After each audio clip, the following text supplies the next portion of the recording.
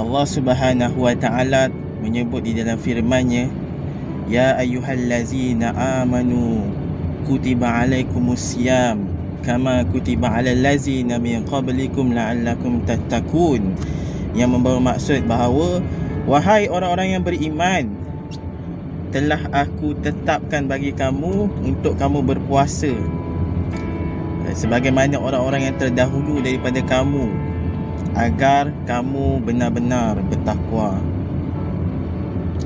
Menerusi ayat ini, kita tahu bahawa puasa itu telah diwajibkan. Okey, bukan kita faham secara zahir, tetapi ulama telah merumuskannya sejak azali lagi, sejak turun-temurun. Jadi disebabkan itulah kita umat Islam kena berpuasa.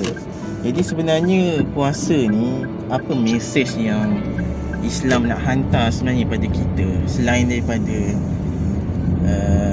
latihan, muhasabah, ujian, menahan lapar dan dahaga dan sebagainya, dan hukum-hukum yang umum sebegitu yang kita dah tahu. Sebenarnya apa dia?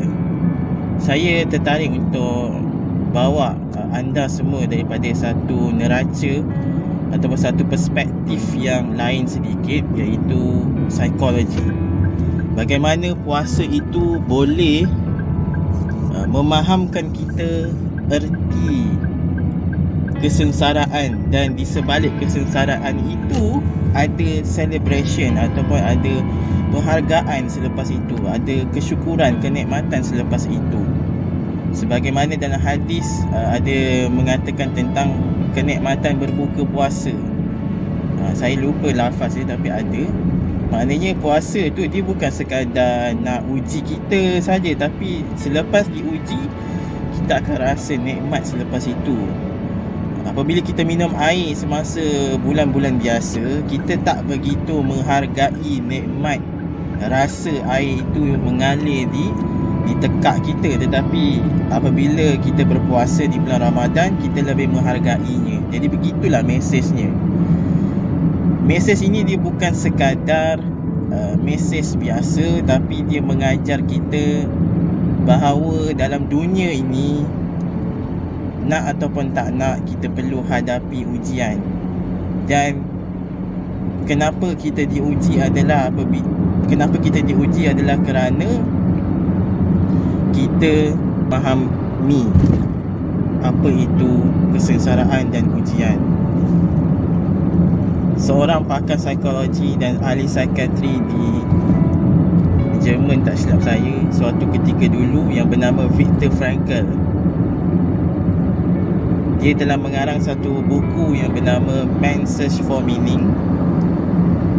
Setelah beliau hadapi satu mihna, tribulasi dalam kehidupan beliau, di mana beliau telah ditangkap bersama ahli keluarga beliau dan diumbankan ke dalam kamp seksaan tahanan perang oleh kumpulan Nazi, iaitu di bawah pemerintahan Hitler.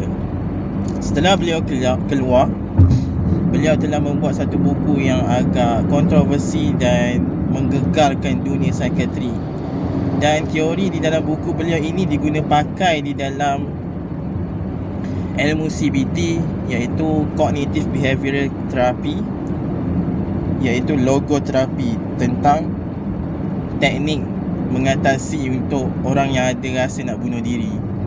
Setelah beliau hadam pengalaman yang panjang di dalam kamp tersebut, beliau berjaya menemui teori bagaimana untuk kita mencari bahagia di balik derita. Pelik kan?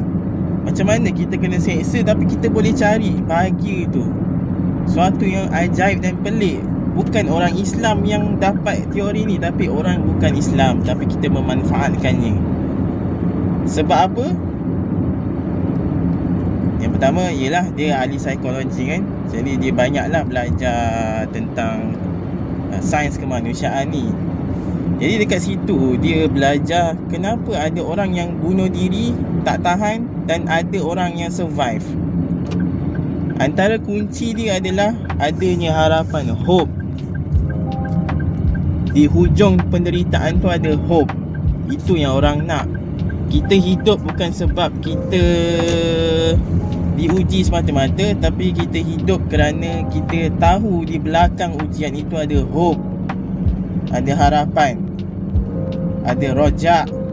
Sebab tu di dalam tasawuf, di samping ulama mengingatkan kita tentang ayat-ayat Allah dan Nabi Muhammad tentang khauf, tentang rasa takut kepada azab, kepada ancaman, tetapi ada juga di samping itu ulama seimbangkan dengan rojak, harapan.